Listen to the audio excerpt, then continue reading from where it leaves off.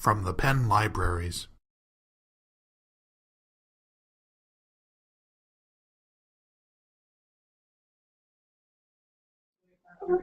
Sounds good to me. All right. Hi guys. My name is Tenney. I'm from IC Networking and Telecommunications. I am one of the support staff for Box. I hope everyone has a Box account, and if they don't, they should create one immediately. You can go to upenn.box.com, create an account. It's auto provision, so all you have to do is hit the continue button. You get 50 gig. We just upped it recently from the 20 gig. You get that for free. Raise of hands, who has a Box account? Great. All right. So somebody pass him a device. So he Great. That works too. It's a great application. It's very similar to Dropbox, as some people have already asked me. It does provide a collaboration suite built on top of that, as well as some security and policies that Penn has signed directly with them and Internet too. So it's just a better option all around for us. What I'm going to talk about today is pretty much, there we go, connection types, how to actually get connected to Box, authentication methods. The reason why we're going to talk about this in particular is because a lot of users go to a mobile application, they assume that because it says it supports Box, immediately out of the box is just going to work. There's some caveats to that. Some prep work, specifically related to collaboration with users and the mobile application itself. We're going to talk about Box mobile application, both on the iPad and the Android tablets. I did not do any screenshots for the iPhone or any of the Android smartphones, but you get the gist. The tablets are easier to see. We're going to talk about two document editing software, CloudOn and Polaris Office. CloudOn is a free product for both Android and iPhone. Polaris Office is a free product for Google Play Store. It costs around $13 iTunes Store. Connection types. There are actually two different types of connection types outside of just going to the standard website. We have what's called third-party applications and direct connection applications. Third-party applications require, require you to turn on the communication between the Box platform and the application itself. So specifically speaking, all Box applications, when you download them on the phone, have to be turned on via the platform. They are all turned on by default, but some of the ones that currently Penn are reviewing are not enabled by default. One in particular is Google Apps. If you've ever downloaded Google Apps, you can actually connect your Box account to Google Apps. That is currently not enabled, but it is being reviewed. Uses the Box API, so it uses API keys, so it keeps your credentials clean, and it also supports single sign-on process. So you never actually pass credentials through the application to the Box platform. The other way of getting connected is called direct connection. You actually have to set up what's called an external password within the Box account in order to get connected to those applications. Requires a little bit more information, specifically if you're going to try to use an application that wants to use the WebDAM or WebDAV share or FTPS to be able to get connected to that. FTPS is only enabled for enterprise accounts and is not enabled for Box Lite accounts. Box Lite accounts are the commercial version, the free commercial version. So if you have an account that's not UPenn oriented, that's what you have. So there are actually some limitations in that. So again, get an account. You can go to upenn.edu, Computing Box Apps, to view all the applications that are currently enabled. And if you don't see one that you like and you want it enabled, you can make a request there via a form and have the Box third-party application team do that for There are two authentication methods to connecting to Box. As I mentioned before, the single sign-on process, which when you go to upenn.box.com, it's actually box.upenn.edu is a full version of that as well, so it can be slightly confusing. But you can go and get connected to that via your single sign-on process. What's nice about that is it gives you sort of a feel that you've been there before, because it uses the web login process. If you've used that before, you'll see the same screen. It actually uses those credentials that if you've already signed in via another application that you've used for single sign-on process, it'll immediately just drop you right into Box. So it makes it a little bit easier for you. The other way, as I mentioned, is an external password, and I'll show you real quick how to do that. It's actually extremely easy to set up, and some applications unfortunately don't support single sign-on, but this will work around that for you. So you're going to log in via your account. You're going to click on the gearbox over on the right-hand side. Sometimes the browser kind of cuts it off, so you have to scroll all the way to the right. You can click the gearbox and go to Account Settings. From there, the first tab, you're going to go all the way to the bottom, and it says Create an External Password. This external password is not managed by UPenn at all, so if you forget it, you'll have to log into the account via the single sign-on process to change that password. Any questions on that? Pretty straightforward. Some prep work for the mobile application. So you can download the application via your mobile device and get started right away. Some of the things that don't work right off the bat currently are the collaboration functions. Be able to share folders with users that are in the enterprise account or externally as well. Some of those functionalities that are not built into the mobile application, but you can actually log on via upenn.box.com from any browser, even from the tablet. The tablet and the phone will force you through a mobile application look feel, but if you scroll to the bottom, it'll say View Full Site. From there, then you can add your collaborators from there. I'm assuming everyone knows what collaborators are. You with that? Okay, great. As I mentioned, verify the users you want to collaborate with and have appropriate permissions already set up before you try to use the mobile application for that.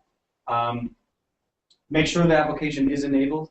As I mentioned again, if it's not, feel free to go to the website below, computing/box, easy enough to find, and make a request. We're taking in requests all the time, and the team will review them for any type of security concerns or documentation that's needed for users to be able to work through that process, and then they'll be turned on. Again, some applications require an external password. This is important because when you go to an application and you assume it's going to work with your Penn key and your password and it doesn't, this is why. One of the other options or caveats to this is if the application is a third-party application is not enabled, you'll also get a message stating that you can't connect. So some of those troubleshooting options there.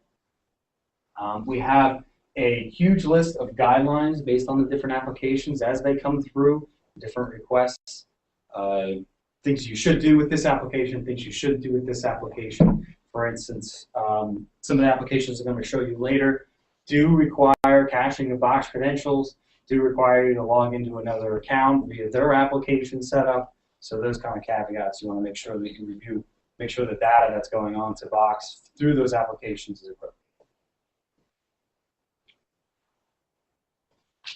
Under the Box mobile applications, there's a website, upenn.box.com services browse. This will show you all the current enabled applications for the UPenn Enterprise account.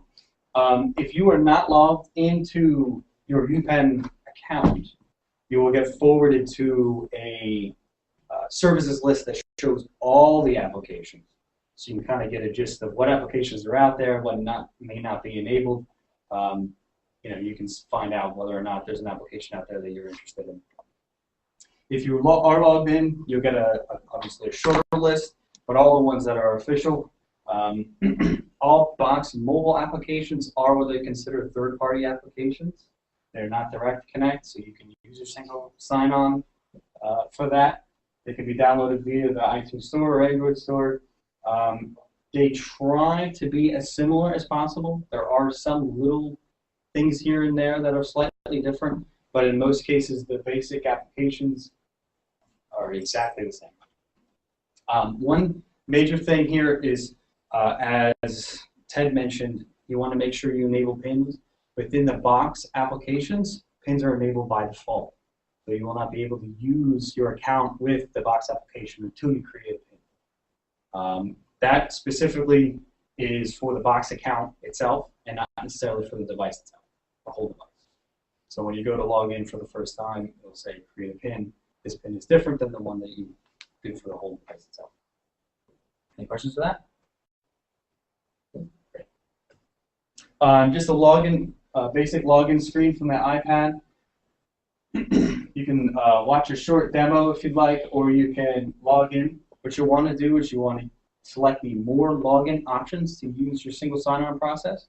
From there, we'll ask you your username. Your username is not your email address unless you have an @upenn.edu email address. Box uses what's called federated IDs through UPenn. So that would be your Penn key @upenn.edu.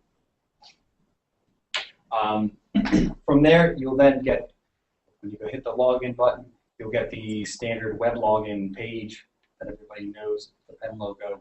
You'll be able to put in your Penn key and password. And then we'll proceed. From there, you'll be brought to a folder directory. On the left-hand side, it'll show you all of the different folders. It's very similar to like a Windows Explorer type. We have a preview on the right-hand side, and then different options that are available to you. From the upper right-hand corner or the lower bottom left-hand corner, you'll see a little cloud icon with a plus. This allows you to add, upload, share, and create in other applications, documents, and folders. The one important thing here is there's a little gear right toward the left-hand side, but the right-hand side of the little preview plane there. That is where you can change your PIN. You can log out of the account if you want, and other options like local caching. So if you're working through documents that shouldn't be locally cached on the tablet itself, you can then disable those types of things. Some really neat options that they have available out through the mobile application is to the left. I'm going to start to the left first. The updates and favorites. These are really cool because whenever you're collaborating with someone and they make a change to a file, your updates bar will blink. You can go there and you can immediately see what changes the users made and go into the document or the folder to see what those changes are. Favorites is really neat as well. You can go through a document, say for instance you have several folder structures to get to a document and you want to make sure you can get back to that quickly. You can hit the star button and that will save it as a favorite and get back to it extremely quickly. It's similar to a bookmark. From the right-hand side, some really neat options. You can actually comment within the mobile application. So say, for instance, you are collaborating with someone on a Word document. Instead of actually editing the Word document to say what you wanted to say against that document, you can go into comments and actually, it's very similar to a forum type of feel, and actually collaborate. So you can say, hey, this document looks great. Or these are the changes that I think you need to change, and then the user can go and make those changes and then re-upload them. As I mentioned, the stars for the favorites. The cloud icon, as you notice, changes. It's slightly different now because I'm in preview mode of this Excel document. What that allows me to do is I can then ask the Box application to forward this file to another application that I have on my iPad for editing. The ... all the way on the right-hand side does share, print, delete, and rename, some of the basic functions. Any questions? Comment. Yeah. And this is because the Box mobile application itself doesn't have the ability to edit Right, your favorite document types, correct? Exactly. Box currently doesn't have any editing functionality. You can view multiple different types of files, but you can't actually edit them. I think their answer to that sort of is the comments section, which actually shows up on the website as well. So if you go log into the website, you'll actually see those comments as well. So that's the Box mobile application. As Vern said, there's no editing availability, but Box does give you the ability to select an application that's on your iPad to do editing with. So I'm going to talk about two products that I personally like. One's called CloudOn, and the other one's called Polaris Office. One of the other ones that I think I heard someone talk about before was Notability. That's a very nice application. It works very similar to this. Quick Office as well. Quick Office as well. This is really nice. CloudOn brings Microsoft Office to your tablet. It actually gives you sort of a virtual feel of Word, Excel, and PowerPoint. And you can go in and make edits and changes, save documents to your Box account. Supports both the iPad and the Android. As far as I can tell, they're both free, so you can go and download those. One of the caveats is it does require you to register an account with CloudOn. It is a free account, but sometimes that's not the best option, especially if you're doing different types of data that shouldn't be out on other platforms. It does copy the files locally for editing within the CloudOn application and then copies them back out to the Box environment. Box does allow you to, from within the Box environment, copy to CloudOn and CloudOn back to Box as well. So it doesn't matter which application you're in, you can transverse between the two of them without any problems. As mentioned, free to use. After logging in the first time around with CloudOn, it's going to ask you what type of platform you want to use as the backing of it. There are several options, like Dropbox, and Google Drive is there, and then one of the options is Box. This particular application requires that you use an external password, so you want to make sure you set that up prior to this, because when you go to type in your username and password, this email goes here, your pen key will not work here. So what you're going to do is you're going to use your federated ID, as I mentioned before, which is your pen key at upenn.edu, and that external password to be set up within the Box account. As soon as you log in, you get this screen, which is their basic default screen. You can actually change it so it shows the icons in list form. But it's really neat. You can actually select different places to migrate between different folders and files. It gives you a little preview of what you're looking at here. On the right-hand side, you'll see a little file icon. That's just the edit recent documents. The middle icon is a share icon, and then a fresh icon. Basic stuff. Home, and then back and forth. Be able to traverse through that folders. The main icon you're most concerned about is the one that I have selected, which is the app icon. You can select which type of document you want to create. Here I have shown a Excel document that I haven't opened up yet, but I actually created a Word document just to show you kind of what it looks like. It uses the same type of ribbon and everything that Word looks like. So I'm not quite sure if they're actually showing you some type of virtual desktop, but it's exactly the same as if you were sitting at your desktop using the Word program or Excel or PowerPoint, which is nice because if you're trying to look for something or there's no issues there with conversions. Any questions on that? It's a really nice program. Like I said, one of the caveats is you have to log in to an account via CloudOn, but as soon as you get past that, it's really nice. Polaris Office. Again, provides editing via Microsoft Documents, Word, Excel, PowerPoint. Supports both iPad and Android, although, as I mentioned, iPad is about $13. If you end up liking it from an Android device, it's worth the buy to take a look at it. Free from the Google Play Store. I had a chance to take a look at that last week. It worked really well. Again, copies files locally for editing, which can be a security concern for that. It does not currently support pins within the application. So what happens is when you go to load up the application, it automatically connects you to your Box account, but it doesn't have any security layer there for that.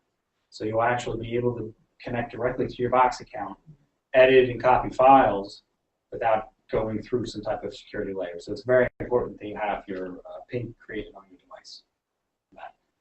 It is also a direct connect application, so there's no third-party application that needs to be enabled on the enterprise side. Bless you.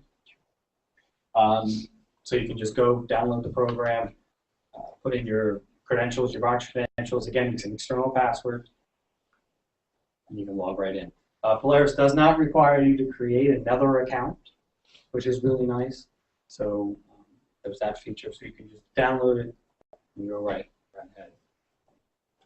Here's what the interface looks like when you first start off. It's going to give you some suggestions, templates, what document will come out, edit. Polaris Office does give you a local storage option, whereas CloudOn does not. You have to connect a environment, cloud environment. But you would simply just connect to online storage, Box will show up, and then you'll put your information in, and you get connected. Settings is important as well, and you can make changes there. Basic folder structure, again, very similar to Explorer. You have your folder structure on the left. You'll see the Android, actually did the screenshots from the Android. You'll see the Android toolbar there.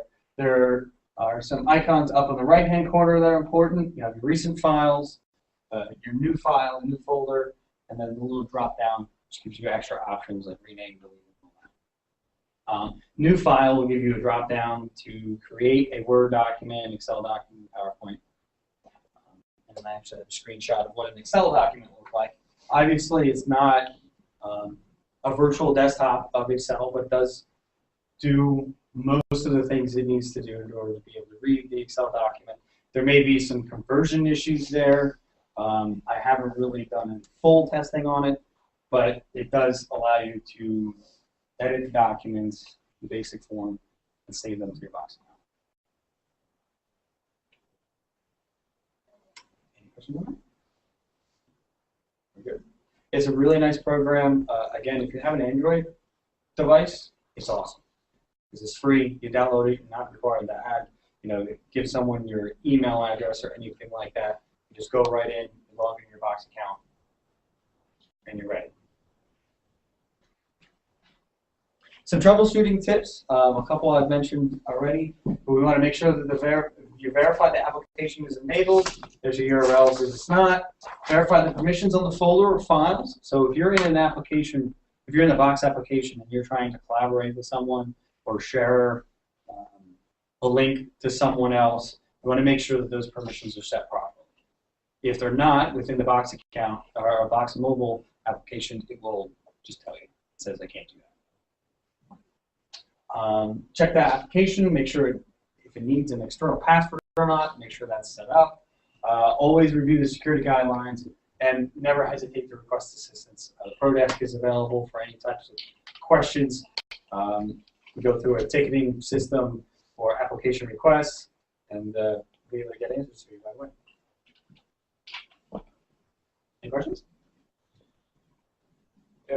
Is there any good solution? We ran into an issue where we were opening files off Box, like a few people simultaneously, and then we have these conflicted copies that end up or like files will get overridden with newer, like somebody will make a change. Like group collaboration you're talking about? Yeah, like somebody will be making a change while somebody else is, and they end up rewriting each other. There is revisions.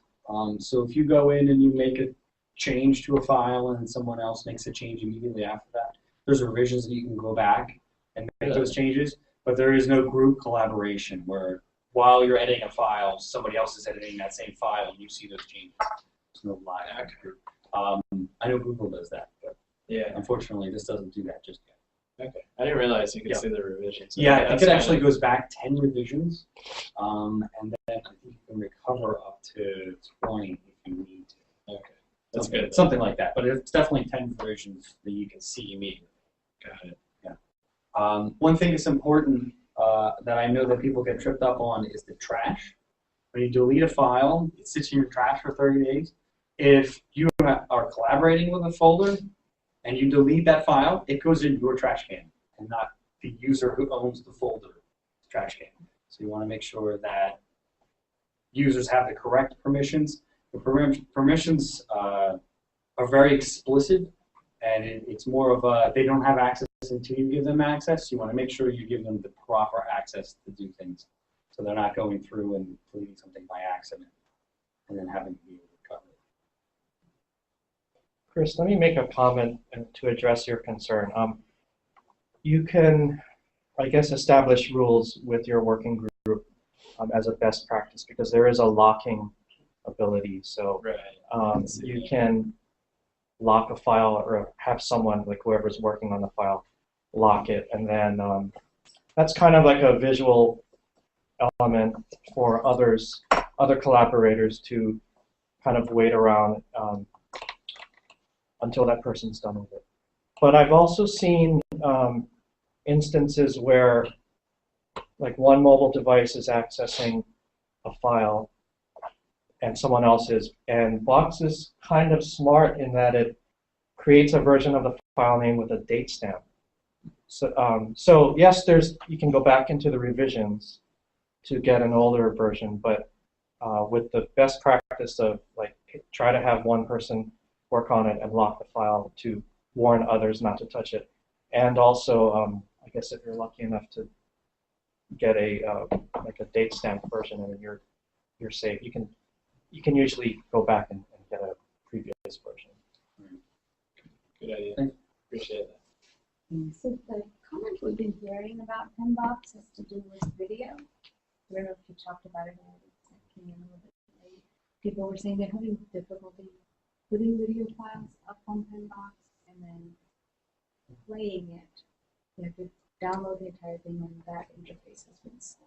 I'm not quite sure what the limitation is there, but there is a file size limitation. I don't think it was that. It was more like speed and performance. Yeah, it might be. It might be. I mean, we can take it offline and we can double check to see if there's any limitations to that. I can get you more information.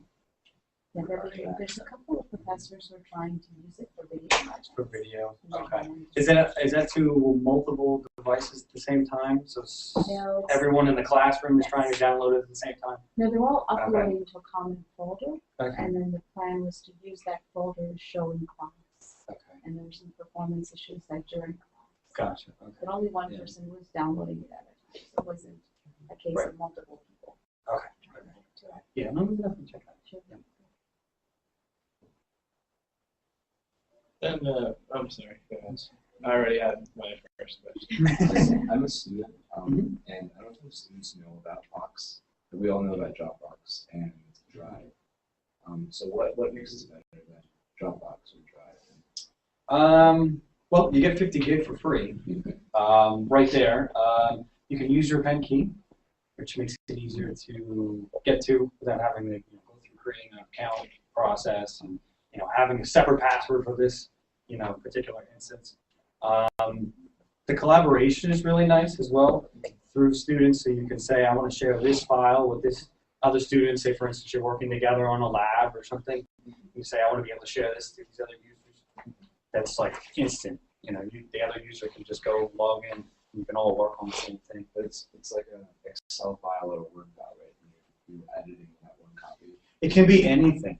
It doesn't necessarily need to be Excel, Word, or PowerPoint, but the document editing software showed you just does that. Okay. So there's a plethora of other options out there for that. So I guess the reason why everyone really uses Drive right now is because you can edit at the same time. You see that someone's editing, and you don't have this problem with revisions, where someone's editing, you're editing, and it saves multiple copies with timestamps. Where when you're on Drive, it's just like you see what they're writing, so you can make sure not to edit that box. Right. Yeah, unfortunately, Box doesn't currently support that, but it's definitely something that's been brought up. So something that they might come out with. Obviously, Box and all these other cloud providers can just instantly update certain things. So it may just one day start working. So just I'll look forward to it. Well, when there is collaboration like he was talking about on Box, is there any indication who's doing the editing? Yes, it shows who has the file locked at that point. Oh, So- you can't do it synchronously. Right, exactly. From within Box, you can't edit at the same time. It allows the user to go in, lock the file, make the changes, have it back, unlock the file. And when the other person opens it, That person would then lock that file again. but does it show in red or something that Yes, it edits? shows a lock icon. No, I mean the edits that have been made. Oh, I guess within the Word document it would. It does. Yeah, within the actual Word document itself. And within Box, you would see a lock icon, and it would only allow you to read only at that point, as long as the user hasn't unlocked the file. Okay. One advantage of Box over Dropbox is if you're uploading larger files, Dropbox is a smaller limit. Like the digital media lab, people upload their videos and things like that. If it's over 100 megabytes, you have to actually install Dropbox on the machine. You can't do that in the lab.